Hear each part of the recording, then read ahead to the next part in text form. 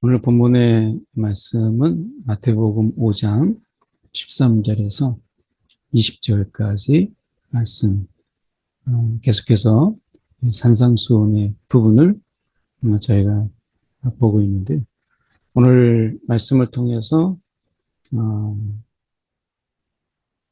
우리의 정체성, 예수를 따르는 우리의 정체성에 대해서 말씀하고 있습니다. 그러니까 소금과 빛이 나오고 있는데, 우리가 소금이 되라 또는 빛이 되라 이렇게 말씀하지 않으시고, 이미 우리는 소금이고 빛이다 라고 말씀합니다. 그래서 소금의 그 역할, 그리고 빛의 그 역할을 감당하라. 빛이 있어야 되는 그 이유, 또 소금이 있어야 되는 그 이유, 그 있어야 되는 그 정당한 이유들이 소금과 빛에 있는 것처럼, 우리가 그리스도인으로 그리고 주님을 따르는 자로 이 땅에 존재해야 될 이유가 있다면 그것을 살아내라라는 것이죠. 그래서 우리가 이미 그리스도인이 되라라고 하는 게 아니라 이미 그리스도인이다라고 하는 데서 출발점이 있어요. 그 소금은 이미 소금이라는 그 말, 소금이 되라라가 아니라 소금이기 때문에, 그래서 소금이 되는 것이 중요한 것이 아니라 이미 소금이기 때문에 소금으로서 이 땅에 존재해야 될 그 이유, 왜 많은 사람들이 설탕도 있고 또 다른 많은 우리가 가루가 있는데 왜 소금이라고 하는 것을 사용해야 되고, 소금이라는 것을 내가 사람들이 그것을 가지고 있어야 되는 이유, 그것은 소금만의 역할이 있기 때문에 그런 것이죠. 그것은 결국에는 그 맛 때문에, 그 기능 때문에 그렇습니다. 빛이라는 것도 그런 거죠. 오늘 말씀을 통해서 소금과 빛이 하나님께서 만드신 그 이유, 그 본질, 이것을 왜 하나님께서 소금과 빛을 두셨는가라고 하는 그 자기 정체성에 대한 부분을 우리가 잊지 말아야 되는 것처럼 우리도 또한 그렇다라고 하는 것을 말씀하고 계십니다. 이렇게 말씀을 저희가 살펴보겠습니다. 먼저 13절에 보시면 너희는 세상의 소금이니 이렇게 말씀하시죠. 너희는 세상의 소금이다. 세상의 소금이 되라 라고 하는 게 아니라 세상의 소금이니, 이미 세상에 우리가 소금이라는 거예요. 그러니까 소금이 되고자 막 나를 짜게 만들고 막 할 게 아니라 이미 우리가 세상의 소금이다. 그러면 이 소금은 소금으로서의 존재 가치가 어디에 있느냐? 결국에는 그 짜게 하는 것, 이 짠맛, 이것 때문에 부패를 막고 변질을 막죠. 그리고 다른 것이, 우리가 김장을 할 때 배추를 절인다라고 얘기했을 때 배추의 힘을 빠지게 하고, 그리고 그것이 쉽게 우리는 변하지 않도록 하는 이런 역할을 하죠. 그래서 소금이 만일 그 맛을 잃으면, 이 맛은 소금의 그 독특성, 소금이 존재해야 될 그 이유가 사라지게 되면 아무 쓸데없어서 밖에 버려져 사람에게 밟힐 뿐이라. 버려지게 된다는 거죠. 그러니까 소금이라고 하는, 소금으로서의 그 어떤 감당해야 될 역할, 소금다움이라고 하는 이것을 잃어버리게 되면 결국에는 소금은 더 이상 소용이 없는 거죠. 그래서 여기서 살펴봐야 될 것은 세상의 소금이다. 소금이라고 하는 이 독특한 역할은 다른 어떤 것으로 할 수 없어요. 우리가 보면 지금 이 단맛이라고 하는 것은 우리가 설탕도 있고 또 우리가 여러 가지 뭐 꿀도 있고 단맛을 대신할 수 있는 이런 것들이 굉장히 여러 개가 있죠. 근데 우리 속에서 보면 이 짜게 할 수 있는 이것은 소금이라는 것 외에 제가 알기로는 단맛을 더할 수 있는 것들은 설탕 외에도 여러 가지가 있어요. 그래서 어떤 것들은 그 단맛 가운데서 우리 가운데 해가 되지 않는 뭐 이런 이가 썩지 않게 한다든지 이런 다양한 단맛의 종류가 있는데 짠맛을 내는 것은 지금까지 그것을 대신해 줄 수 있는 것은 소금뿐이라는 거죠. 독특한 그리고 아주 독창적인 존재죠. 그래서 독특한 존재가 소금이에요. 그러니까 하나님께서 이 비유를 예수님께서 되실 때 설탕에 비유하지 않고 그래서 너희가 세상의 설탕이니 설탕이 그 맛을 이루니 무엇으로 달게 하리요라고 했다면 아마 이렇게 우리 가운데 좀 강하게 이 말씀이 우리 가운데 다가오진 않을 거예요. 근데 그 많고 많은 것 중에 소금을 말씀하세요.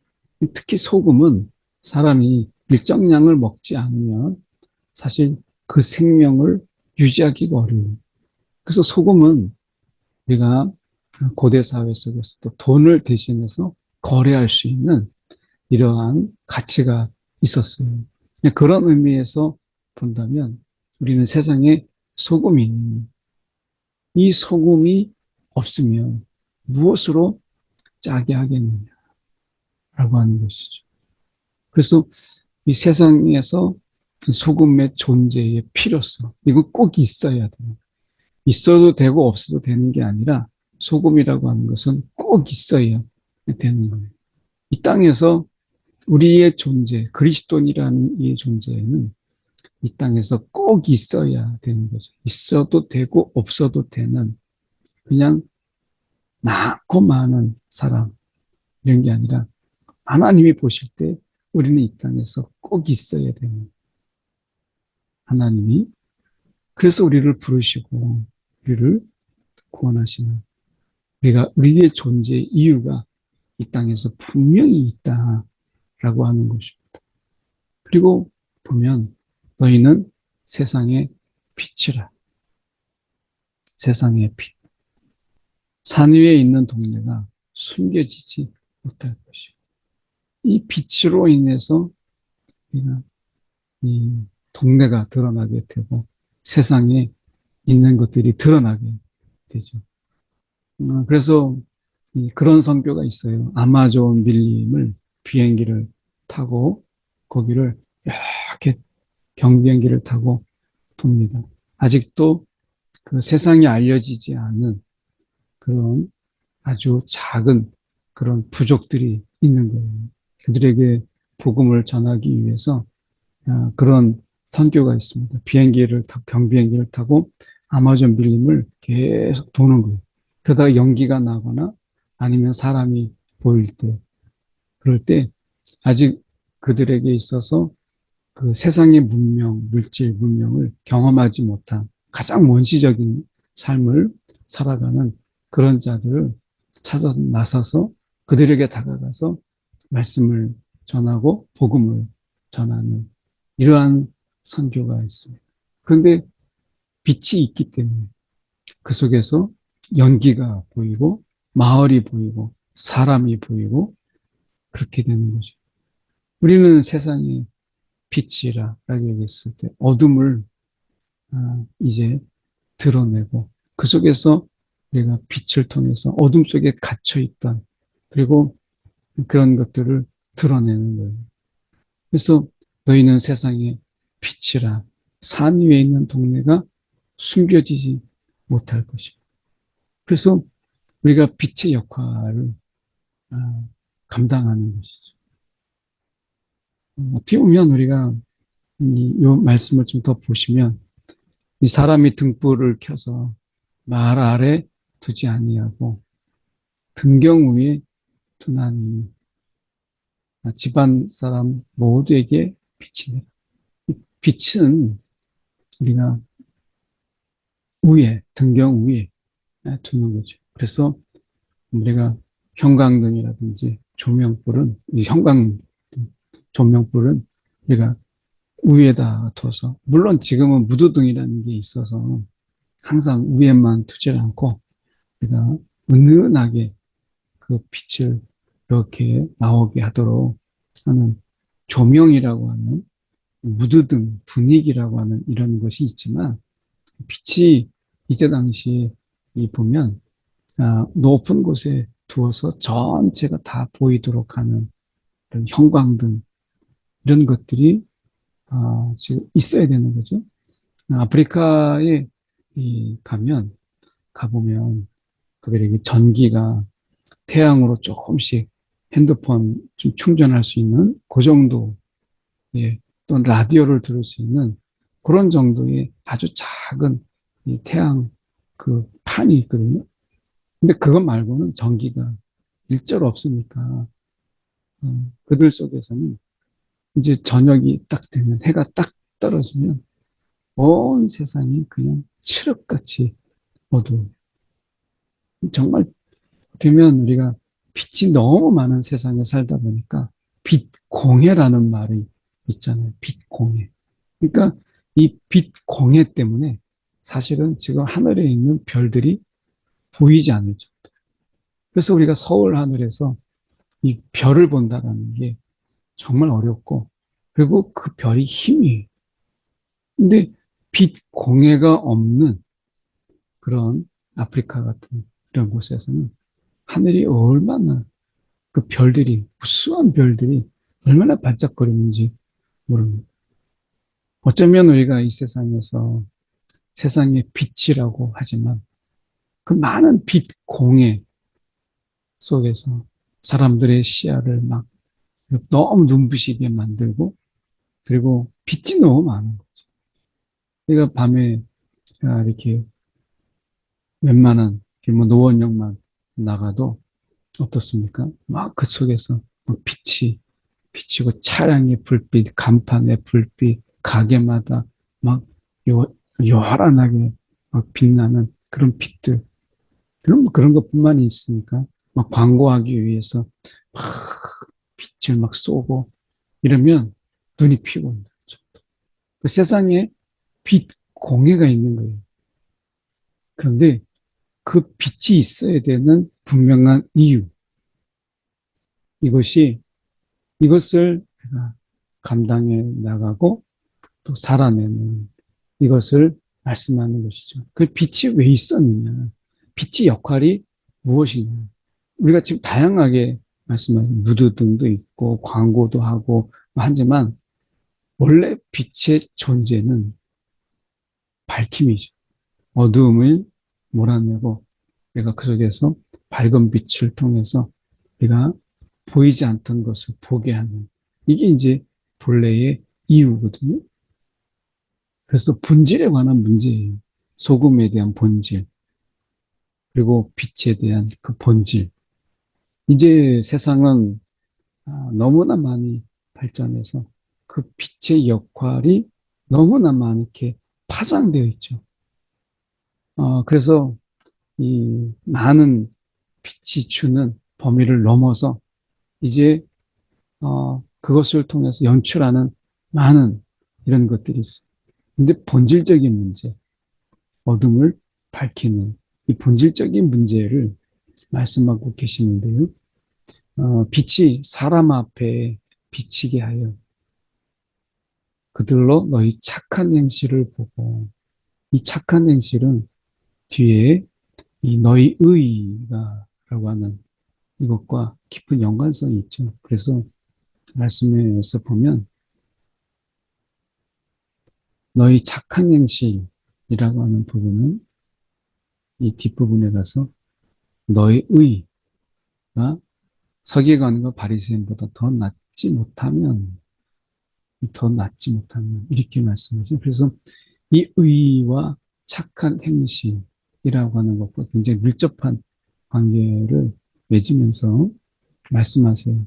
그러니까 착한 행실이라고 하는 부분은 결국 우리가 착한 행동 이것을 우리가 이야기하는 것도 있지만 의와 관계에 대해서 볼 때 하나님과 우리와의 온전한 관계 우리가 이 하나님의 뜻을 행하고 그리고 그분의 이 말씀을 행하는 것은 우리가 그냥 이것은 하나님의 말씀이니까 이것을 행하자라고 하는 것은 단회적인 것은 가능할 수 있어요. 근데 지속적이면서 무엇보다도 우리의 그 마음에서 나오는 이러한 행동은 이례적인 것이 아니잖아요. 그러면 결국에는 우리가 그 마음까지, 그러니까 하나님께서 말씀하시는 그 말씀의 뜻의 그 깊은 부분, 때문에 우리가 속뜻이라고 하죠. 이런 속뜻까지 다 헤아려서 감당하게 될 때, 이제 마음이 전해지고 마음에서 우러나오는 거죠. 그 표면적인 말씀을 지키는 것은 어떻게 보면 바리새인들은 서기관들도 했어요. 엄격하게 얘기하면 그 말씀을 이용하고 말씀을 통해서 자신들의 이익을 취했죠. 그러니까 말씀의 표면적인 부분들은 아마 바리새인들이 잘 지켰거든요. 그런데 하나님이 바리새인들의 그 외식을 하나님이 정죄하는 것은 그 하나님께서 말씀하신 그 속뜻, 율법의 속뜻, 원래 본래의 의미, 이 담겨져 있는 본래의 의미. 그래서 법을 이야기할 때 법을 지켰느냐가 중요한 게 아니라 그 법 정신을 얼마나 이해하느냐가 이제 중요한 거잖아요. 법이라고 하는 세상에 우리가 법이라고 하는 것이 온갖 허점 투성입니다. 그 안에 구멍이 많아요. 모든 세상의 일을 법으로 다 만들 수 없거든요. 그래서 법의 정신, 왜 그런 법을 만들었느냐라고 하는 이 법 정신, 이 법의 구멍을 찾고 허점을 찾아서 이것을 법을 악용하고 법을 이용하는. 그래서 법을 아는 사람들이 사실은 법을 더 악용하는 경우도 많잖아요. 그래서 법 없이 살 수 있는 사람이라고 하는 말이 우리에게 있어서 얼마나 착하냐. 법 없이 살 수 있는 사람. 이런 이야기를 하죠. 근데 이런 법치 국가에서 사실은 법을 모르는 것은 항상 이용당해요. 법을 알아야 되는 것이죠. 근데 법의 정신을 이야기한다는 거예요. 법의 정신. 우리가 하나님의 나라의 법을 알아야 되죠. 법을 몰라서는 안 돼. 법 없이 살 수 있는 것이 착한 것이 아니라 하나님의 말씀을 알아야 돼. 이 세상에서 법 없이 살 수 있는 사람이 얼마나 우리가 악용당하고 그 사람들이 이용당해요. 그리고 법을 모르면 법을 어길 수밖에 없어요. 법이라고 하는 것이 내가 몰랐기 때문에 나는 몰랐다 라고 해서 법이 저절로 지켜지는 게 아니라 법은 알아야 되는 거죠. 하나님의 말씀 없이 법 없이 사는 사람, 이것이 착하다? 아닙니다. 법을 알아야 돼. 하나님 말씀 없이 살 수 있는 사람은 없어요. 말씀을 알아야 되고, 아는 정도가 아니라 그 법의 정신을 알아야 되는 것처럼 하나님의 마음을 알아야 돼요. 근데 하나님의 마음을 어떻게 하느냐? 하나님과 친해져야 돼. 하나님과 가까워져야 돼.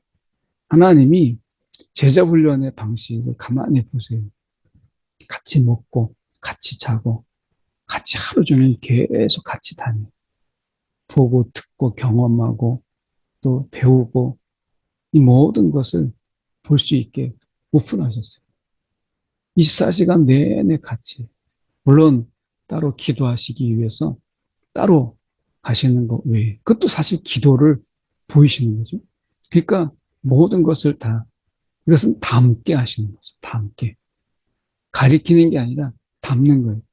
담는 것이 가리키는 것이에요. 그래서 우리가 의라고 하는 것은 착한 행실의 이 본류의 본질이죠. 하나님과의 관계가 바르게 될 때, 하나님의 관계가 바르게 됨으로 인해서 우리는 그분의 친밀함 속에서 그분을 닮아요.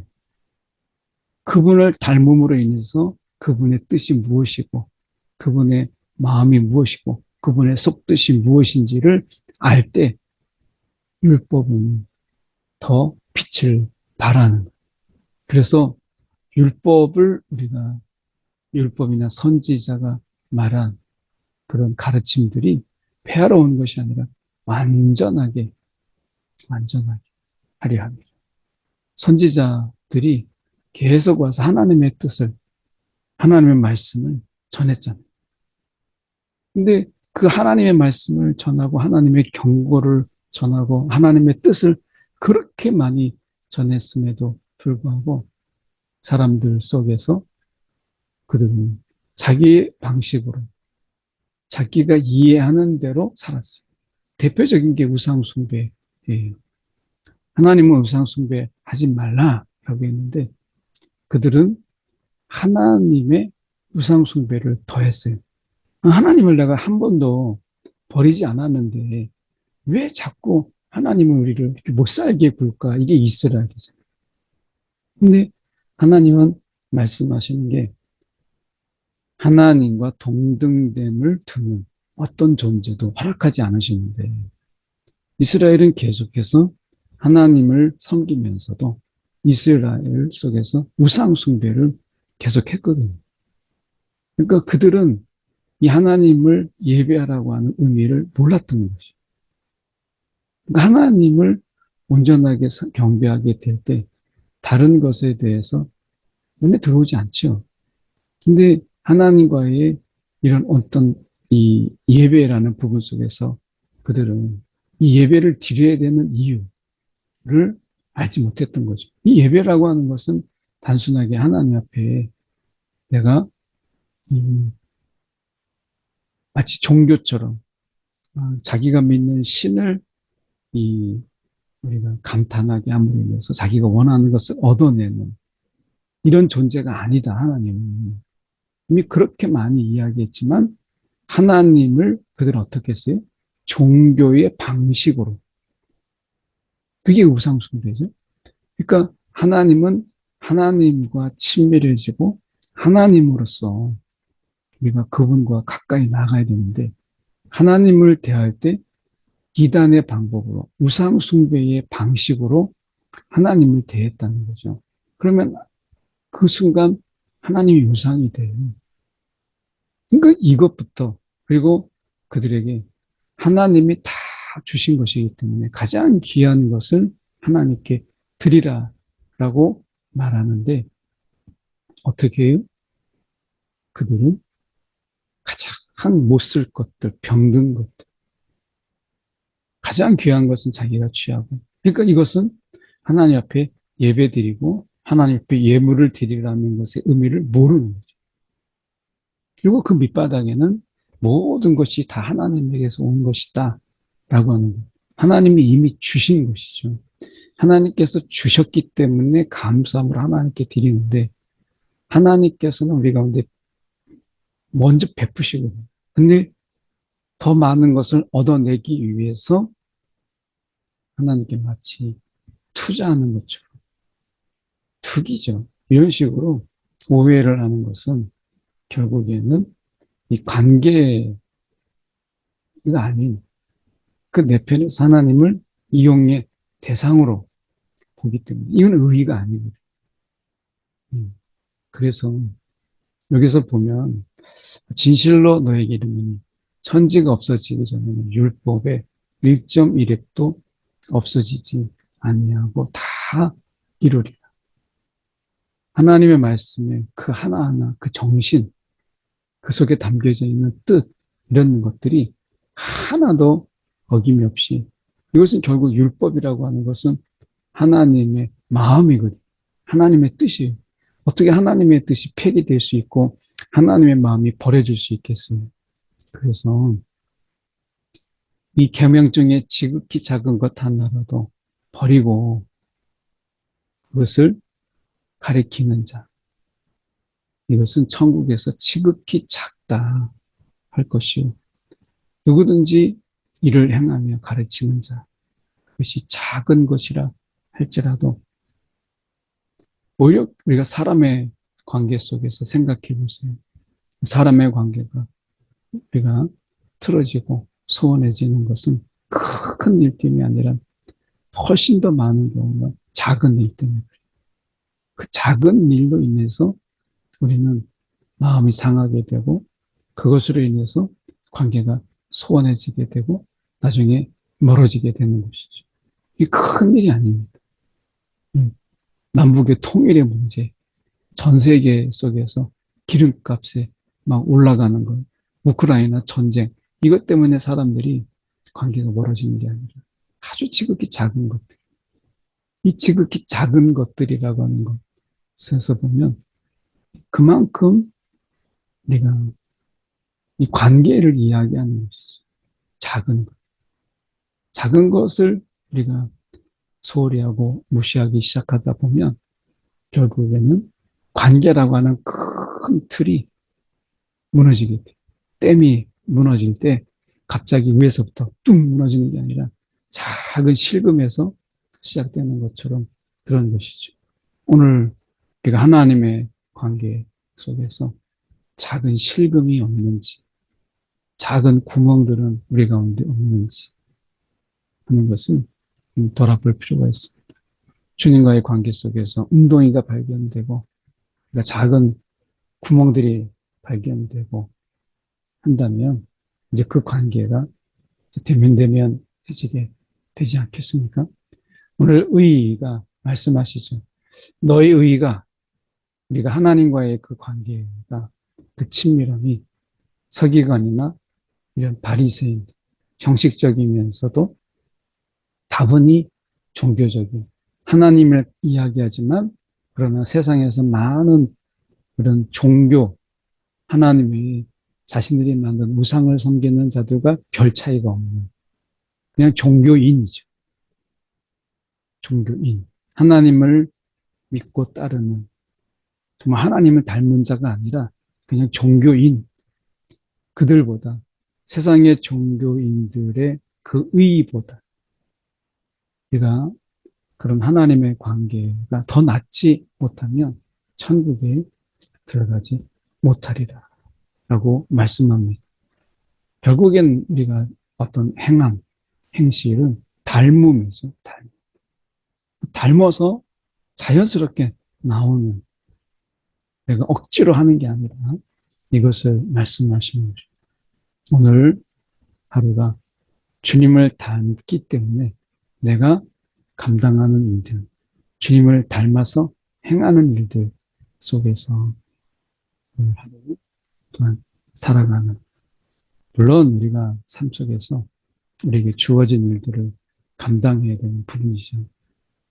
그런데 오늘도 하나님이 이 일을 감당할 수 있도록 내게 건강도 주시고 또 능력도 주시고 또 지혜도 주시는 그 주신 자의 뜻을 우리가 헤아려서 이미 그 주신 자의 마음을 우리가 헤아려서 오늘도 감사함으로 살아가는 이 마음 하나하나가 그러니까 주님을 닮는 이 땅에서 오신 예수를 닮은 삶이잖아요.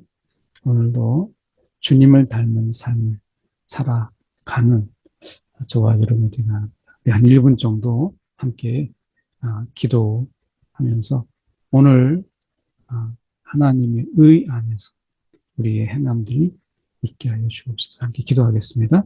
사랑에 많으신 하나님 아버지 정말 감사합니다.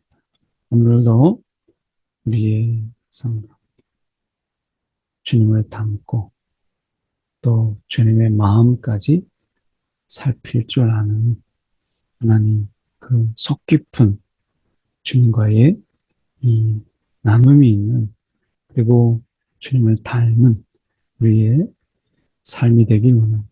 오늘도 성령 안에서 더 주님을 알아가고 닮는 또 귀한 하루가 되게 하시고, 오늘 주어진 일들 속에서 그저 표면적인 그런 일이 아니라 그 속에서 마음을 우리가 다하고 또 마음을 기울이는, 오늘 마음이 함께하는 그런 삶, 오늘 우리 가운데 있도록 성령이요 예, 동행하여 주시옵소서. 네, 사랑이 많으신 하나님 아버지, 참으로 감사합니다. 오늘도 우리의 삶 속에 얼마나 많은 일들이 마음이 따라가지 못하는 그런 일들이 얼마나 많은지요. 오늘도 우리의 마음이 함께하는 그런 일들 속에서 하나님을 담고 하나님의 그 깊은 뜻을 헤아리며 행하는 일들 속에서, 그것이 작은 일이라도 그것에서 감사가 있고 기쁨이 있는 오늘 우리의 삶이 되게 하여 주시옵소서.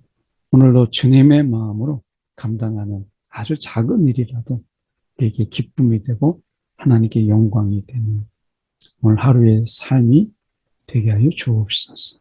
살아계신 예수 그리스도의 이름으로 기도드렸나이다. 아멘.